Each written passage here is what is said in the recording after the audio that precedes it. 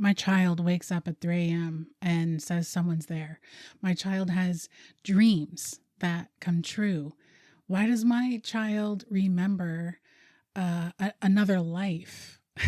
have have you had these thoughts about your kids, or maybe you've had them about your nieces or your nephews, or maybe you've searched these questions online.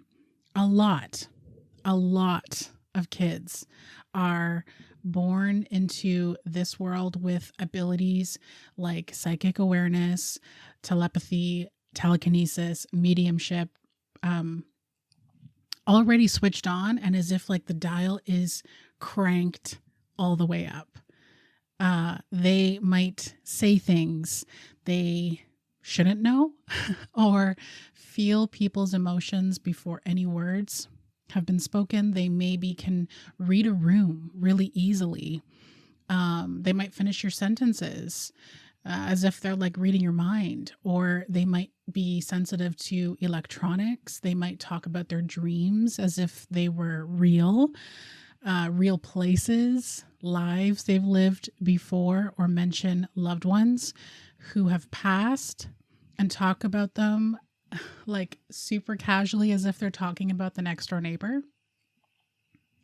Kids experience the world a little deeper than adults, a little differently, and honestly, quite openly. They lack the filters of human conditioning, the fear of being judged. They're fresh and connected to unseen realms.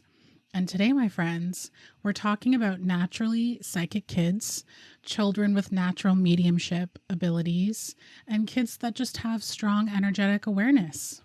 So let's get into this. Connected in the Den, your cozy corner for truth, the mystical, the paranormal, the witchy, spiritual conversations, and grounded guidance for our well-being. No fluff, no new age BS, just soul talk, ancient knowing, a little cosmic weirdness, a chill, conscious space to come home to yourself. So get comfy, let's vibe out.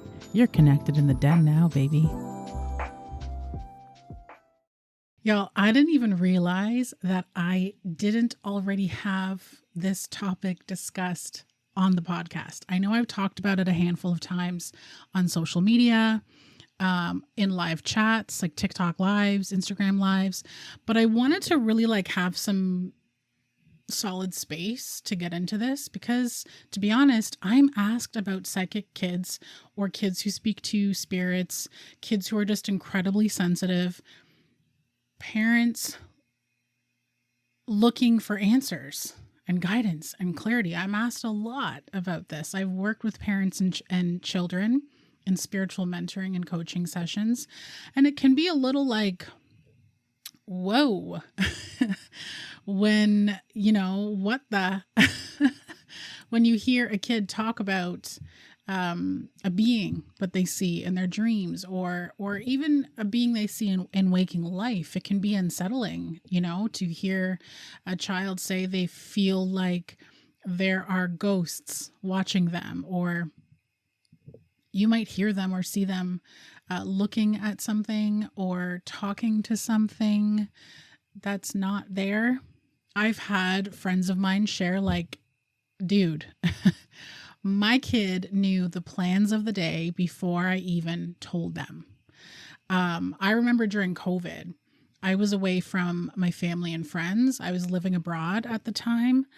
And because of certain restrictions that were put on people, I wasn't allowed to fly into Canada during the holiday season, during any time, but during the holiday season, especially that Christmas so it would have been the Christmas of 2021. I had some particular hard times, some rough nights.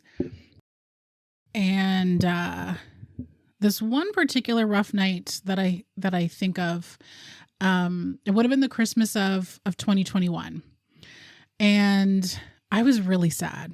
I was really missing my friends and family. So by this point, it had almost been a full year because, we all went into lockdown I was in the Dominican, so we didn't go into lockdown until March, like the later part of March 2020.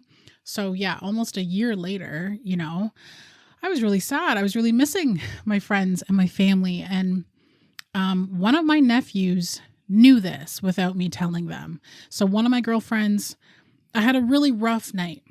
I was really sad. I was crying. I feel like it was like, I don't know, maybe a week before Christmas or something. And just feeling, alone, feeling very isolated. And so one of my girlfriends reached out to me the very next day. She called me out of the blue, and she was like, I'm not going to say names. So she was like, my son was talking about you this morning. He was telling me about how he's worried about you and that he wanted to send you something for Christmas and he wanted to call you. Like, he literally energetically tapped into my energy and could sense my heaviness. I actually worked with that same nephew of mine years later because he had started to see spirits. He felt like he was being watched at night. He could sense when his deceased grandpa was near. Like, he has a very beautiful natural gift. Another one of my little nieces, I should mention, these are not my biological nieces and nephews. I call all of my friends' kids my nieces and nephews. I love them so much. But there's a lot of really sensitive ones in the mix. So anyways, one of my girlfriends called me and she was like, my daughter was telling me that she was seeing this red man, this red being in her dreams. She was describing this being to me, and I immediately was like, internally was like, that sounds like a being from another planet. And when I've connected with her, I feel some type of cosmic connection with her. We have a really special connection. So anyways, weeks later, unprompted, she tells me that her daughter had looked out of the window, middle of the day, and was like, Mommy, the red man is in the tree outside, out of nowhere. Okay. Her attention was locked in on this red being that she could see in the tree. And Mommy looks around, no red man, no person at all. So was that her imagination? Was she seeing a being from another realm? Now, I myself was a very sensitive child. I could feel the emotions of others very deeply. I could see auras. I could see colors, the colors of people's auras around them. I could sense spirits and sometimes see them in the physical. I would have these incredibly vivid dreams where I was legit having these experiences with these beings or humans that just felt way too personal. Traveled to places in my dreams that felt like I really was in another world, in another place, on another planet. Now, a lot of skeptical people will be like, it's just your imagination. That was just my imagination. And there is some truth there to that. Yes, but also imagination is not a bad thing, right? And I think when people lean really heavily on that belief, then it could be coming from a place of fear, right? Like, that just seems like the logical explanation that it's just their imagination. Even for myself, I come from a lineage of healers and mediums and very powerful psychics, trance mediums. A lot of my experiences as a kid, they were dismissed or brushed away. And I do think that was more, I think, fear from my own parents of them not wanting me to go down the path of a mystic or like a witchy kid, a seer, right? Well, ta-da, look at me now. I mean, you cannot deny truth. Truth will always surface. The truth will always reveal itself. If you know, you know. If you've been rocking with me for some time, you know. I always say the truth will always surface. The truth will always make itself known. And these abilities and these gifts that I'm talking about are natural in all of us. This is not an exaggeration here. Like, we literally have access to these inherent natural skills and abilities, all of us. Yes, it might come naturally for some. There may be some genetic connection, but at some point, we all either have a mystical, paranormal experience or multiple experiences, or you witness someone who does, or you hear about it from someone else. I know we can all reach back into our memory at some point, and we've all had some type of paranormal or mystical experience. At some point, we also realize that we're pretty intuitive or highly sensitive. We all at some point activate, I like to say, or come online. Some people roll with that activation. Some people freak the F out and just shut her right down. But these abilities are there. Some children are extremely sensitive. They can't handle certain houses. They can't handle certain spaces, certain people, crowded places. Some kids wake up at the same hour every night because they're picking up on energy. They might see shadows, lights, orbs, figures, or talk about spirits with like super strange detail. Like they shouldn't be able to invent that. Like, where is that coming from? Right? A natural healer type child often absorbs emotions and energy like a sponge. Speaking from experience, they'll get exhausted around conflict. They know when someone's lying. They know with conviction when someone is lying, or they might start crying, if they're feeling someone else's grief or pain or hurt. Dreams are really big too, right? Visitations, precognitive dreams, repeating symbols, speaking to ancestors. Having a connection, an ancestral connection, even seeing picture frames or photo albums and feeling a connection to certain ancestors and they've never met or even heard of them before. Children often experience spirit through the dream space, right?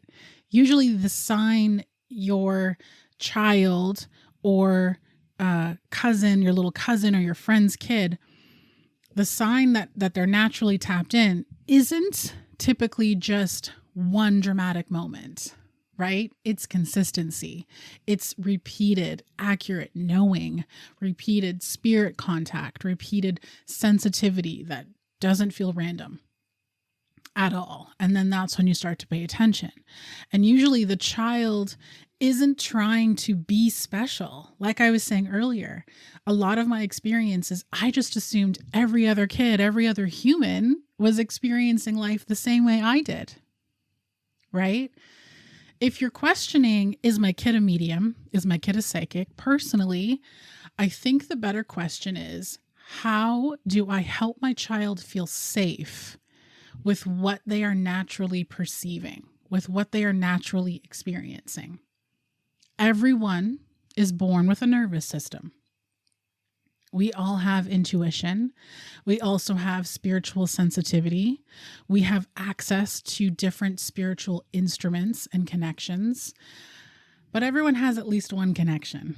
And like I said, some kids come into this earth wide open, energetically sensitive, strong intuition, strong dream life, strong spirit sensitivity, clear knowing.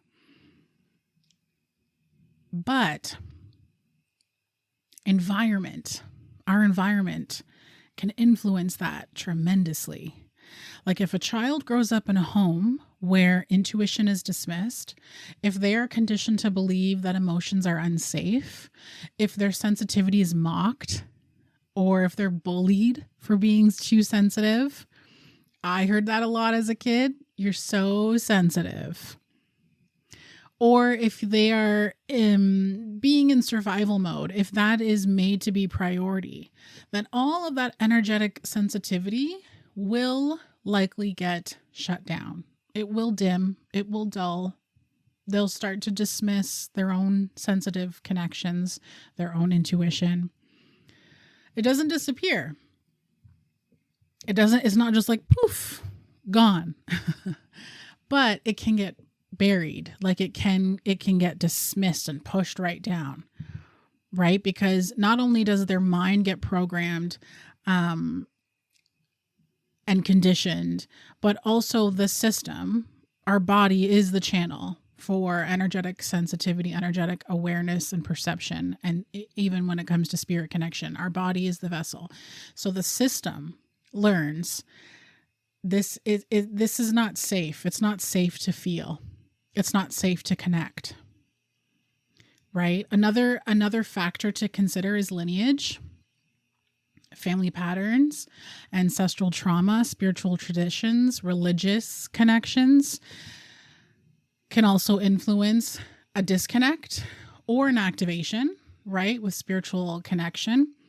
Unspoken gifts that run through bloodlines. Again, coming from experience with this, some families have generations of dreamers and healers and readers, people who just know. And sometimes the child is there's one child who kind of reawakens what the family forgot or what like my family chose to shut it all down. Age also influences our spiritual abilities and gifts. A lot of children are naturally more open because, like I mentioned at the start, they haven't been fully conditioned by society or programmed by society, right?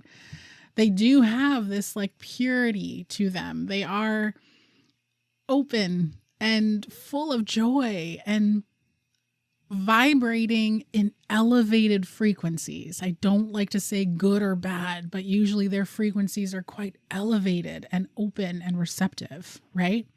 Then adolescence happens. We become teenagers. We become adults.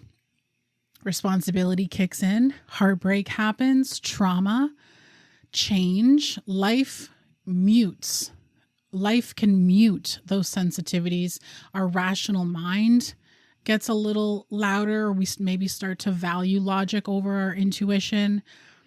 But then later in life, usually it's after grief or birth or illness, a near-death experience, even major endings, or like I mentioned, change.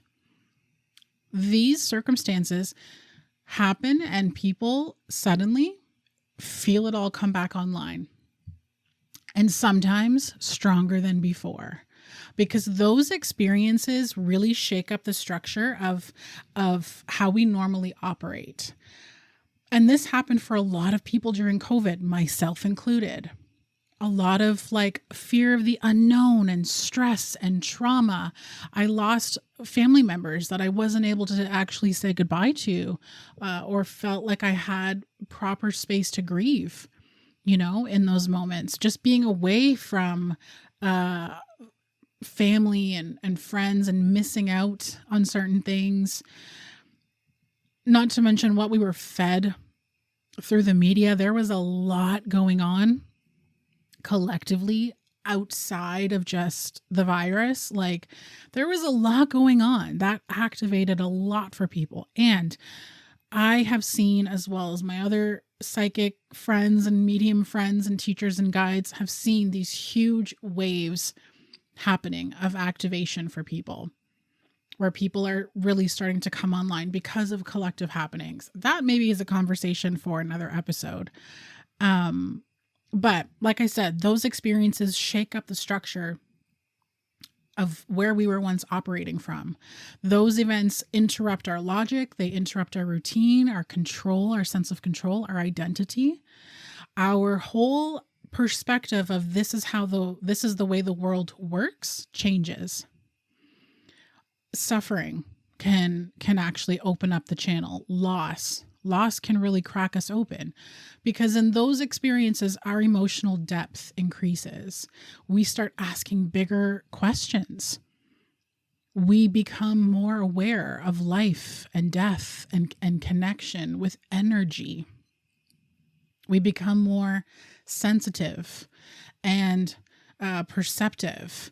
Our usual filters The filters that we're used to seeing things by loosen or completely fall away.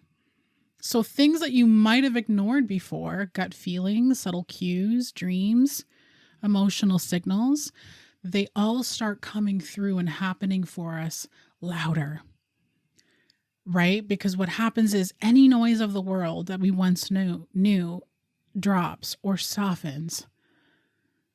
And then our perception is given the space to sharpen. It's crazy when I think back at that. Like, it's crazy. And I'm sure a lot of you are nodding like, oh yeah, that's happened to me too, right? It's like the soul suddenly says, well, now you're ready. You know, or spirit comes through, your ancestors come through. It's time. Because we don't ever lose our spiritual connection. We don't ever lose our ability. Like I said, they can dull, they can soften. And most of all, that happens because we stop trusting them.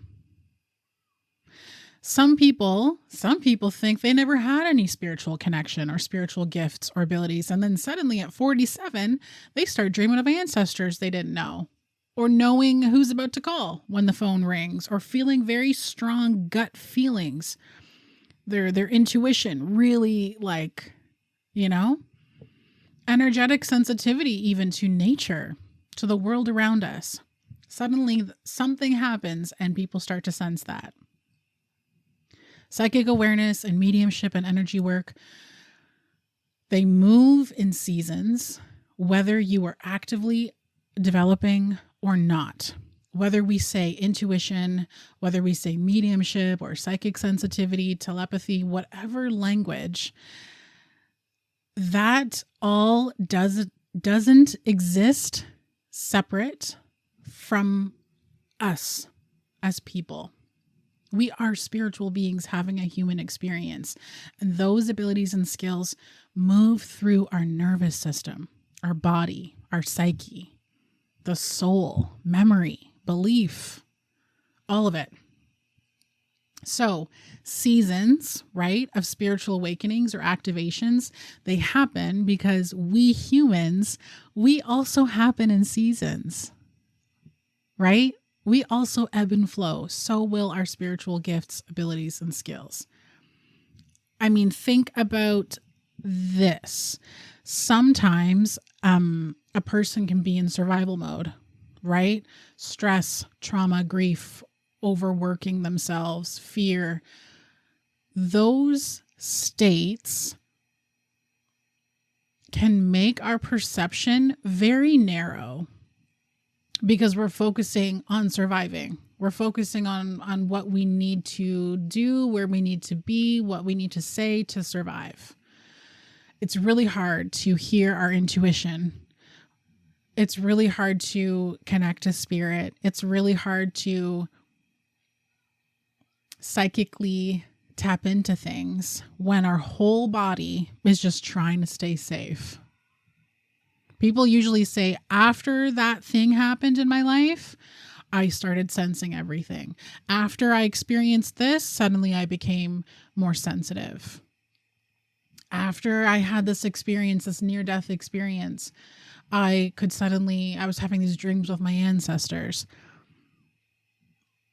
Belief influences us too. If someone is raised to trust inner knowing, then they may strengthen that naturally. If they're taught that it's silly or that it's dangerous, they may shut it down for decades. But the gift itself doesn't vanish. Just the permission was gone. The permission to tap into that left. Does that make sense? Some people seem naturally louder, let's say, psychically, because of temperament. Highly sensitive people, strong empaths, deep dreamers, children who stay energetically open often pick up things more easily. It's like radio stations that just come with less static. Some people are an FM, some people are an AM. Right? We're also I don't believe, anyways, that we're all meant to experience spiritual skills and abilities in dramatic ways. Not all of us are built for that in this life, are meant to move through those experiences in this life. Not everyone is here to be a medium. Not everyone is here to be a healer. Some people's gift is more sharp discernment. Their spiritual gifts can help them be a better teacher or caregiver or creative. Another thing that will interfere with our spiritual connection is ego. The harder someone tries to force phenomena or force an ability, prove it or experience, prove it, show me, make it happen, the quieter it can get. I mean, spirit hates performance. I always say spirit's not a magic 8-ball, right? You can't just shake the ball and get the answer. But when there's surrender, when there's trust, then things can sharpen, things can open. So getting back to kids, there are some common questions and comments that I hear when someone is trying to understand if their kid or a kid that they know is a natural psychic or medium or healer. Some things I will hear is like, why does my kid know things before they happen? My kid talks to dead relatives. Is this normal? My toddler says they see people in the room when no one's there. Why is my kid scared of certain places for no reason? My kid is very sensitive to other people's emotions. How do I know if my kid is an empath? I've heard like kids saying that they have visits from grandma or grandpa after they've passed. How do I protect? That's a big one I hear. How do I protect a spiritually sensitive child? So usually I feel like when people are asking these questions, it's because they know. Deep down they know. They believe to some capacity, right? But they're looking for reassurance. They want to know, is my child okay? Should I be concerned? Am I imagining this? Or are they imagining this? Of course your kid is okay. Of course. There is nothing about sensitivity or imagination or even unusual experiences on their own that means that something is wrong. I do think a lot of the times we do have to consider, is my own conditioning getting in the way of my child's experience? Right? Children process the world in really special ways. They really do. What matters most is how your child is feeling in their connection. That's what I think matters most.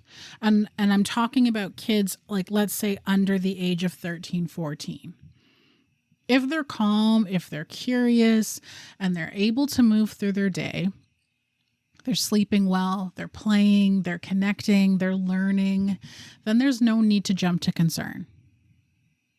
Your role in those situations is just to stay more supportive, grounded, listen, help them feel safe in their connection and their experiences. Where you do want to pay closer attention, though, is if their experiences begin to overwhelm them or if they interfere with their everyday life.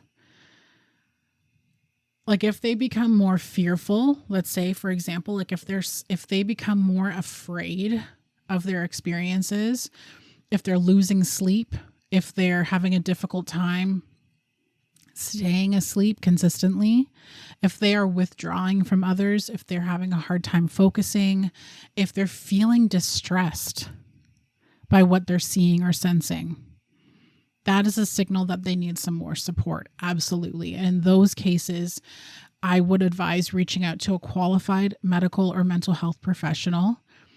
I think that's a supportive step, to make sure that your kid is feeling safe and that they're feeling regulated and that they're well cared for in their body and in their mind. Now, if a child is naturally very intuitive or sensitive, connected to spirit, however you want to define it, the support they need does look a lot more like good nervous system care, right? And emotional safety over developing abilities.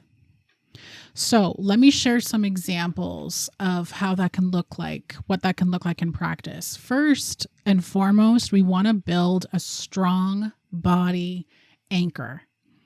Sensitive kids can really live in their head or in their feelings, in their heart space. We want to bring them back into their body more regularly. So this means time spent outside, barefoot in the grass, touching the trees, playing in the sand, looking up at the sky, water play, sports, dance, climbing, anything physical. Simple check-ins with them as well. What do you feel in your body right now? That goes for everyone. Those check-ins are important for everyone. But this goes for everybody. When we're grounded in our body, everything else becomes less overwhelming. Our body is our vessel. Our body is our channel. When we are grounded and connected and balanced in that body, everything else is less overwhelming. We feel more anchored. Give them language without boxing them in. So instead of just jumping to, you're a medium, you're a psychic, keep it open and grounded, right? By saying things like, well, you know what? Some people notice things that other people don't.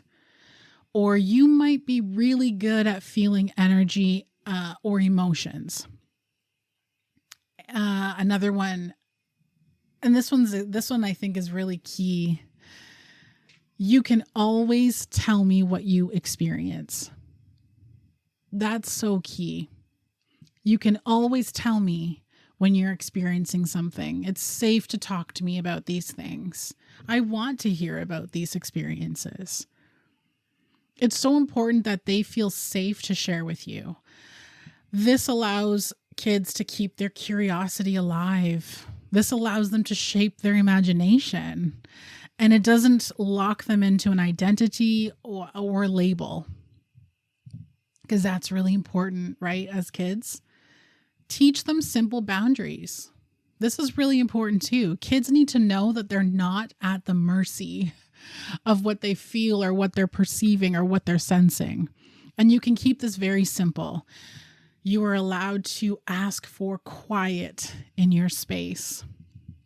Nothing is allowed to scare you. You can say no. Your room is your safe space. This house is your safe space. Your school is a safe space. Whether you are seeing this from a psychological or spiritual standpoint or perspective, or both, phrasing their experiences, phrasing boundaries in this way helps kids to build agency. And it helps to minimize that fear lens that we can have when it comes to sensing the unknown, sensing the unseen. Media does a terrible job at creating and fear, imposing fear into us when it comes to spirit experiences, telepathic experiences, telekinetic experiences. Media exaggerates those experiences and can really build fear. So it's important to start to build that sense of agency and groundedness and protection, energetic protection and hygiene from a young age. We also want to watch their emotional load. Highly intuitive kids, highly sensitive kids easily absorb what's around them, right? So we want to limit the exposure to intense conflict. We want to limit any screen time. We want to be mindful of adult conversations around them. I picked up way too much when I was a kid. No regrets. I mean, it shaped me, but it could have gone terribly, right? So be mindful of the conversations that you know that they can pick up on. Even if you think they can't, help them name what is energetically theirs versus someone else's. So let's say your kid comes home from school and their friend Sarah had a bad day. Some kid was picking on them or whatever the case may be. And your kid is upset because Sarah's upset. yes, they may have be connecting an experience to something they might have experienced themselves, right? So they can relate. But they might also be energetically taking on some of the energy, the emotions of the other children involved. So, hey, that feeling, does that belong to you or does it belong to Sarah? And just let them talk it out. Just let them explore their own energy, their own feelings. Another important tip is to keep one foot really firmly placed in reality. Again, this is a key step in development at any age. I think it's one that's missed a lot too with some people's development. It's really important that we are balanced in our discernment. Encourage critical thinking, my friends. Encourage critical thinking with openness, right? It's fantastic to be open, but critical thinking and discernment is so freaking important. So questions like, what else could that be? Did anything happen today that connects to that dream, right? If they're giving you this really vivid dream, just ask to encourage the critical thinking and curiosity in them. Did anything happen today that may be connected to that dream? Another big one is like, let's look at all the possibilities. Let's look at all the angles. We don't want to shut them down, but we want to help them, stay balanced, right? At the end of the day, the most grounded way to support a psychic or highly intuitive kid or a kid with natural mediumship connections is to make sure that they feel safe in their body, safe in their home, safe in their own mind, in their own quiet space. Everything else, whatever it turns out to be, will settle into a much healthier place from there. Right? Let me touch on past lives too. Because this I see asked about a lot, even in by adults. That this should be I should have an episode on this as well. Past lives. I do believe kids are still closer to where they came from. Does that make sense? Like that energetic thread to where they came from is strong when they're kids. Their identity in this life hasn't even had the chance to fully lock in. So bits of other lifetimes or soul memory or whatever you want to call it can slip through a lot more easily. Around 2 to 5 especially. You'll hear those kinds of stories and they will fade as the kids start to settle more into this life, right? I had another girlfriend of mine, her nephew was telling his dad all these stories. He kept bringing up these experiences that he had. It was clearly in another life, but he would just talk of these stories all of a sudden, casually, out of nowhere, talking about how he traveled a lot, how he was on these ships, the clothing that he wore. Now, this is when he was around 3, with no real exposure. So in my mind, I remember when she brought this up to me, I was like, oh, he was a Norseman. I remember thinking the thought so calmly, like it came in out of nowhere. And then she told me a few other stories that had happened. And I was like, yeah, he was a Norseman. He's a Viking. Which is so crazy because the way he looks in this life, as the kid's dad, looks like he would have been a Norseman or a Viking in another life for sure. Which is crazy. They're Italian, but he looks to me, when I look at him, I'm like, oh, you've lived some lives. And the fact that his kid I don't know, man. Like, this to me is just crazy. And I do have beliefs that we can be reincarnated to the same bloodline, same family line. Like, this is another conversation for another day. But kids who usually talk about their past lives, they're not trying to impress anyone. They're not being dramatic about it, right? It's usually very casual. It's out of nowhere. It's in conversation, kind of like matter of fact sounding, right? And I think that that's what makes people pause and be like, what the fuck? Right? Now, whether you believe that it is a past life memory, whether you believe in past lives or not, you might think it's just imagination doing something like out of this world. It doesn't matter. It doesn't matter. But what does matter is the way you handle it. And the way you handle it stays the same. We don't shut it down. But we don't want to build a whole identity around that. And this is where I was saying about past lives, where people can cling to knowledge of their past life and embody it in this life. I've got some thoughts about that. I will share this in another episode, but we want to meet kids that are having those experiences. We want to meet them in the middle. Wow, that sounds like a really big adventure. What was that like? Did you like being on the ship? Did you like living in this place? Whatever. That sounds like a really big, fun life. We don't want to build their identity around it. We don't want to interrogate them either for details. That can turn into pressure. We don't want to dismiss it either, because that can create shame and confusion. Let them talk. Let them talk. Let them move through the experiences, but then gently anchor them back, bring them back. Thank you for sharing that. I'm so happy you told that story to me. You know what? You're here now. You're safe. You're with us. Thank you for telling me. Have them draw a picture about it.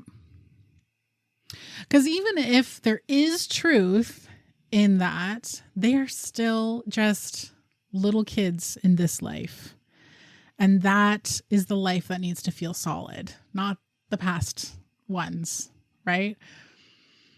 Now, is there an age that is more appropriate to start actively developing? There isn't really a right age to start developing. And honestly, thinking in those terms, I feel like can get a little slippery. What I feel is more grounded is support first, skill building later. And only if the kid is asking for it. We don't want to be pushing development on them, right? Only if they're asking for it, and only if it feels like a stable time for them to develop. Personally, under 7 is a development stage of separate from spirituality, like separate from spiritual experiences. That's when the imagination is building. Their moral compass is building. Their values are starting to build, right? It's a safety and imagination phase. Kids in this stage are naturally open. They're very dreamy. They're very porous, right? They'll absorb everything and anything. We don't want to train anything in this phase. We want to be focusing on feeling safe in the body and knowing that they can come to you as the parent or come to you as the aunt or caregiver. We want gentle boundaries here. You're safe. Nothing can bother you here. We want to allow imagination and intuition to just be. Just let them be a kid. Anything that looks like practice or development, spiritual development at this age, honestly, it'll turn into pressure. It'll turn into overwhelm, and it'll become confusion. So be mindful of that. From 7 to 11-ish, depending on, I would say, how, advanced, mature your kid is, this is where light awareness can begin, but it's still kind of soft. If your kid is curious here, you can start to talk about intuition as a normal human thing. You can help them notice feelings versus thoughts versus imagination. You can teach grounding. I would say it's really important to start to teach grounding around here at this phase. Breathing, nature, quiet time. We start to kind of focus on emotional regulation here, right? We want to also allow yourself to reinforce that your kid can turn their sensitivity down and just rest, because we are capable of doing that. At this phase, it's still not about developing abilities, but especially with kids being, I feel like, so like advanced at these ages. Like when I talk to my little nieces and nephews that are in this phase, I'm like, oh my gosh, you are grown. We didn't have the internet, right? When I was this age, back in my day, we were playing with sticks and mud. But I was still having these experiences at this age. So if I had a stronger framework, I feel like I wouldn't have felt so overwhelmed. You know what I mean? This phase is a lot about learning self-awareness and control of attention and understanding energy in a very loose way. Nothing rigid or structured here. From 12 and up, right, as they start to become teenagers. Now, here's where you might have more space for intentional, mindful exploration if they want it. Okay. This could look like starting to allow them to journal, intuitive journaling, or automatic writing, journaling their dreams or their intuitive hits. This is a really good time to introduce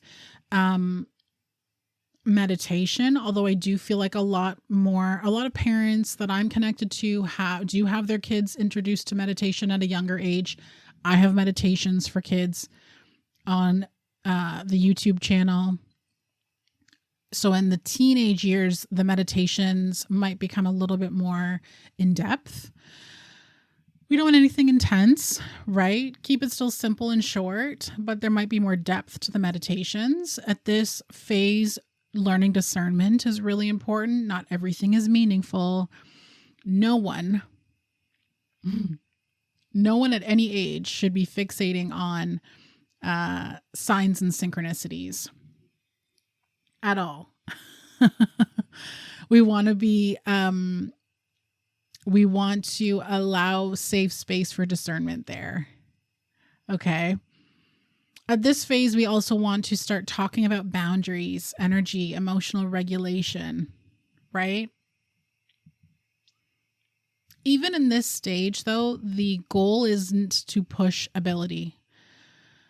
We're still not pushing ability here, but we want to continue to build discernment and stability and choice and energetic awareness.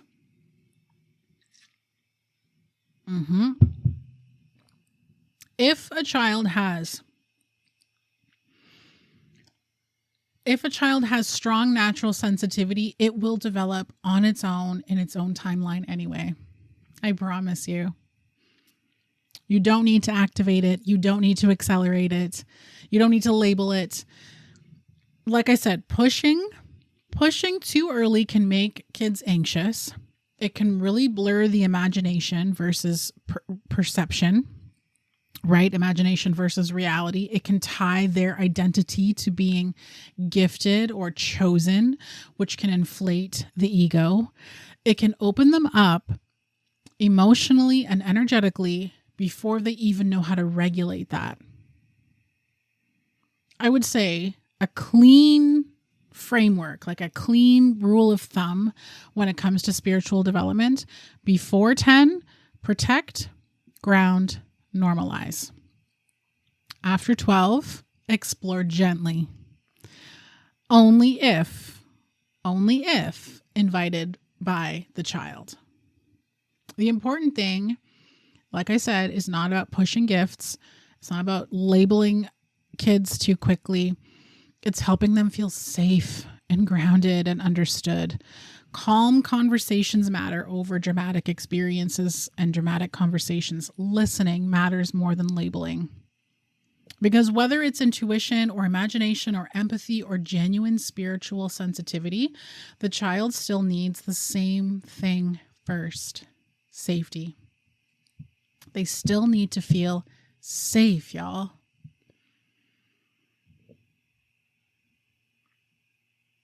At the end of the day, this isn't about making a kid feel spiritually special.